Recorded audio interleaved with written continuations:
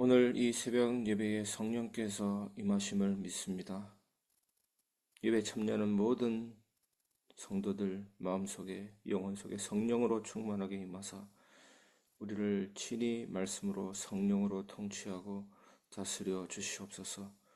온전히 하나님의 뜻에 하나님의 은혜에 붙들린 인생 되게 하시고 억지 삶이 아닌 기쁨과 소망 가운데 은혜 가운데 우러나오는 삶이 될 수 있도록 인도하시고 모든 순간마다 하나님께 감사할 수 있는 마음 주시고 하나님께 최고 영광 돌리는 하루가 되게 하여 주옵소서.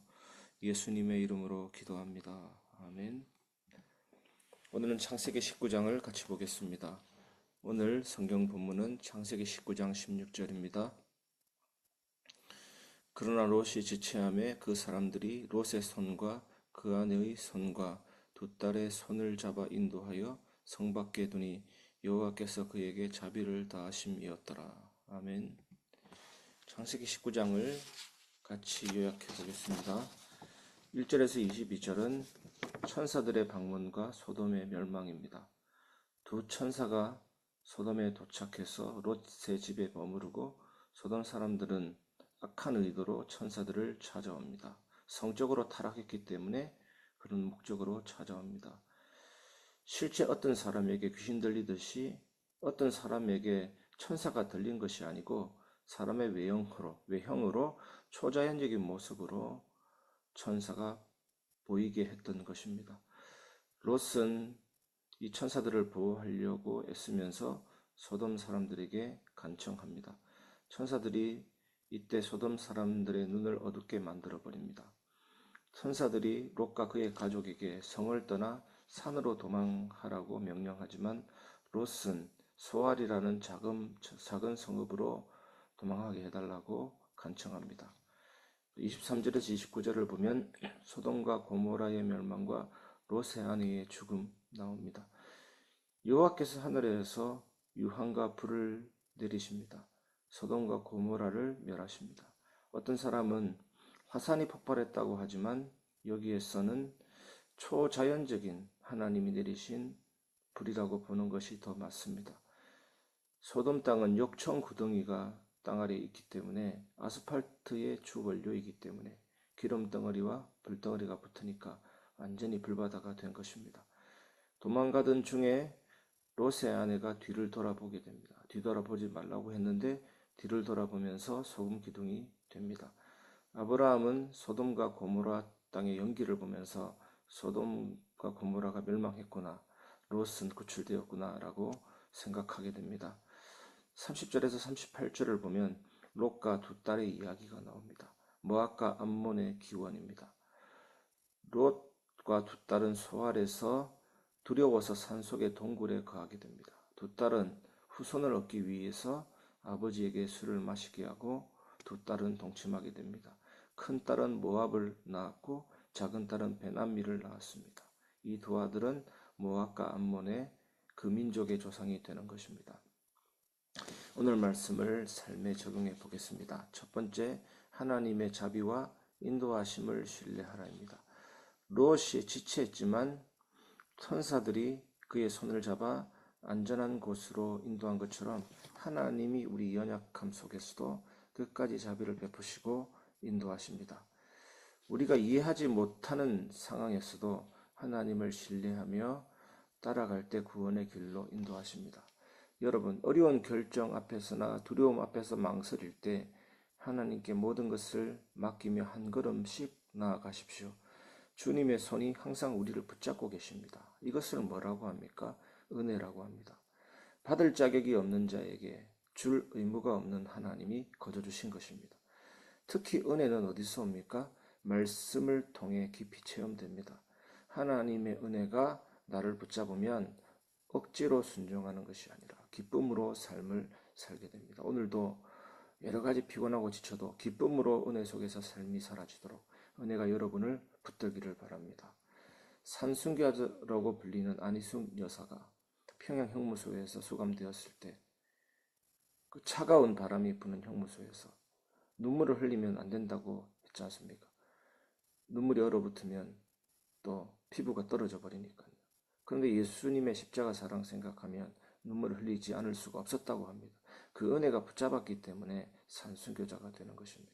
손양원 목사님도 예수님을 사랑하는 것으로는 모자란다. 원수를 사랑했기 때문에 네 이웃을 사랑하는 것으로는 모자란다. 원수를 사랑하라고 했기 때문에 저 원수를 아들로 삼겠다 해서 예수님의 말씀을 순종하게 됩니다. 그런 것들이 은혜죠. 인간의 이성으로는 불가능한 것입니다.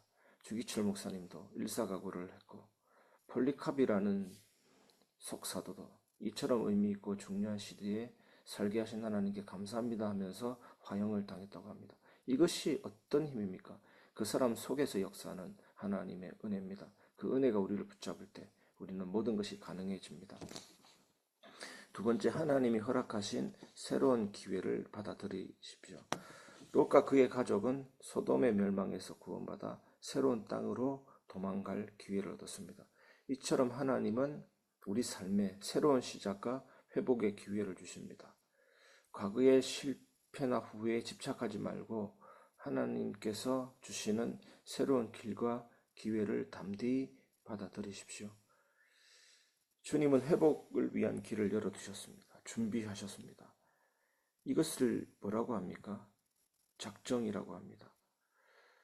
록펠러라는 유명한 사람 여러분 아시지 않습니까? 친구 말 듣고 광산업에 뛰어들었다가 파산한 것입니다. 그냥 자살까지 생각할 정도로 큰 위기가 온 것입니다. 이때 록펠러가 하나님께 기도했습니다. 무릎 꿇고 하나님, 제가 그동안 11조도 드리고 하나님 앞에 온전한 마음으로 예배드린 것을 기억해 달라고 기도했는데 하나님은 더 깊은 곳을 파라, 더 깊은 곳을 파라. 내적인 감동을 줘서 더 깊이 내려가서 팠더니 석유가 나왔다는 일화가 있습니다. 하나님의 계획은 영원하신 계획입니다. 바뀌지 않습니다. 요리사가 요리를 할 때 이미 그 머릿속에 요리가 들어있는 것입니다. 모든 레시피가 들어있고 완성된 음식, 그림, 형상이 들어있는 것입니다. 하나님은 과거, 현재, 미래 모든 것을 아시고 미리 준비하시는 것입니다. 갑작스럽고 우발적인 사건 없습니다. 우리가 이 계획 안에 있다는 사실을 깨달으면 평안함이 오게 되는 것입니다. 세 번째, 실수와 연약함 속에서도 하나님은 역사를 이루십니다. 롯의 두 딸의 잘못된 선택에도 불구하고 하나님은 그들의 후손을 통해 모압과 암몬이라는 민족이 나오게 했습니다. 하나님의 자비의 무한하심입니다. 이처럼 우리의 연약함 속에서도 하나님은 선한 계획을 이루십니다.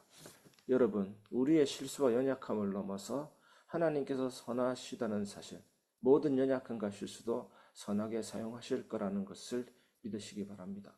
하나님 우리의 부족마저도 하나님의 뜻을 이루는 도구로 삼으십니다.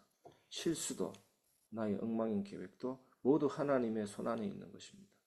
깨닫게 하시고 더 큰 축복으로 나아가게 합니다. 다윗이 블레셋 땅에서 살기 위해서 자기 나름대로 지혜롭게 대처한다고 연기하고 미친 척을 했습니다. 하지만 그 속에서도 하나님은 생명을 보호했습니다. 다윗은 그 이후에 어떻게 되었을까요? 자괴감을 느꼈을 것입니다. 후회감을 느꼈을 것입니다. 다시는 이런 짓 하지 말고 하나님만 의지하자라고 다짐을 했을 것입니다. 여러분의 삶에도 모든 것이 하나님의 손안에 있다는 것을 믿으시기를 바랍니다. 오늘 이 말씀에서 그리스도를 발견해 보겠습니다. 첫 번째, 구원의 은혜입니다. 롯이 소돔의 멸망에서 구원받은 것은 죄악된 세상에서 우리를 구원하신 예수님을 상징합니다. 예수님은 죄와 영원한 불, 영원한 유황과 불이 세세도록 타오는 그 영원한 심판에서 우리를 건지시고 영원한 생명으로 인도하셨습니다. 두 번째, 회개와 믿음입니다. 롯의 아내가 디도라보다 소금 기둥이 된 것은 과거에 대한 집착과 미련을 의미합니다. 진정한 회개는 과거의 죄에서 삶에서 마음과 방향을 돌이켜서 하나님께로 나아가는 것입니다. 롯의 아내의 행동은 회개의 부재와 죄에 묶인 상태를 보여줍니다. 회개는 단순히 후회하는 것이 아니라 삶의 방향을 바꾸어서 하나님을 따르는 선택입니다. 믿음의 삶은 과거의 죄를 회개하고 십자가의 의대로 주어진 새 삶을 살아가는 것입니다. 여러분, 오늘 롯의 아내처럼 뒤돌아보지 마시고 십자가의 은혜를 붙잡고 하나님 주시는 새 생명 안에서 믿음으로 사시기를 바랍니다. 사복음서에서 최고의 기적의 순간에 뭐가 있었습니까? 회개와 믿음이 있었습니다. 혈류증 걸린 여인이라든지 모든 문둥병, 안전병이 그들 마음속에 뭐가 있었습니까? 예수님이 다윗의 자손이다. 다윗의 자손 예수여 나를 불쌍히 여겨달라. 회개와 믿음이잖아요. 구약의 최고의 기적의 현장도 히스기야의 현장이나 미스바 현장이나 전부 다 회개와 믿음입니다. 회개와 믿음이야말로 신앙생활의 모든 것입니다. 우리는 그 회개와 믿음으로 죄와 싸워 이기는 성화를 체험하게 됩니다.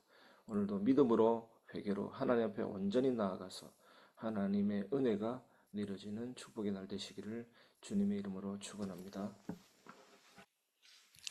이 시간 새벽 예배 말씀 붙잡고 같이 기도하겠습니다. 하나님 아버지, 우리 연약함 속에서도 자비로 이끄시고 붙잡아 주심에 감사합니다. 혹시 지쳤을 때에도 천사들의 손을 통해 문을 젖듯이 우리의 두려움 속에서도 주님의 손을 놓지 않고 나아가게 하옵소서. 주님, 과거의 실패와 후회에 사로잡히지 않고 과거의 굴욕이 새로운 떠오르는 듯이 저희도 주님께서 허락하신 새 기회를 담대히 받아들이게 하옵소서. 오늘 돌아보지 않고 주님의 인도하심을 따라가며 새 생명을 누리게 하옵소서. 우리의 실수는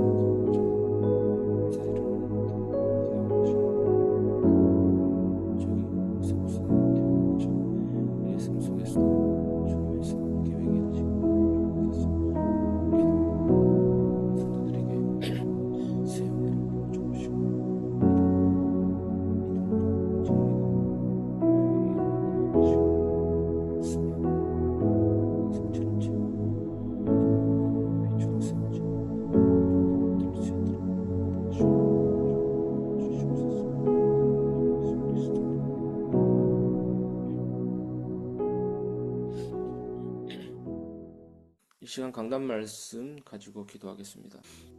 하나님 감사합니다. 예수님의 십자가 구원 안에서 주어진 우리의 본질적 가치를 믿으며 하나님 우리가 하나님의 성전임을 깨닫고 세상의 평가에 외적인 조건에 흔들리지 않는 십자가 구원을 통해 우리에게 주어진 참된 정체성을 공급하게 하옵소서. 하나님께서 성전된 우리의 삶을 통해 역사하심을 기억하며 진정한 회개와 예배로 주님과의 관계를 새롭게 하고 외적 모습이 아닌 주님과의 깊은 관계 속에서 우리의 정체성을 찾게 하옵소서. 하나님의 자녀로서 성전된 우리의 정체성을 잊지 않고 매일 십자가를 바라보며 주님의 은혜에 감사하며 세상에 하나님의 빛과 사랑을 드러내는 승리의 삶을 살아가옵소서. 오늘도 은혜를 받으며 응답받으며 예배를 지키며 성령의 일을 할 수 있도록 축복하옵소서. 예수님의 이름으로 기도합니다. 마지막으로 교회를 위한 기도하고 개인 기도하겠습니다. 하나님 감사합니다. 우리 교회가 오직 그리스도, 오직 성경, 오직 은혜, 오직